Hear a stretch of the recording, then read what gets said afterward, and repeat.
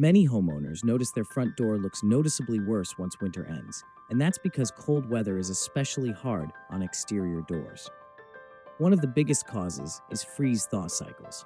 Moisture from rain, snow, and ice seeps into tiny cracks and seams in the finish.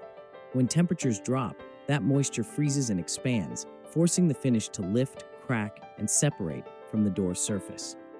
When it thaws, the process repeats, steadily worsening the damage. Road salt, de-icing chemicals, and winter grime also contribute.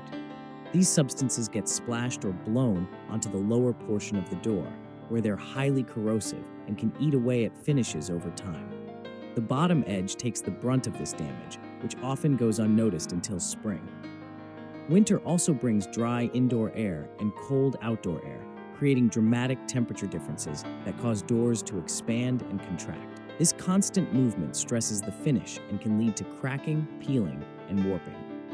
Storm doors can make winter damage worse by trapping moisture and cold air, preventing proper drying and increasing condensation against the door surface. By the time spring arrives, the accumulated effects of moisture, chemicals, and temperature swings become visible as faded color, peeling finish, bubbling, or rough texture.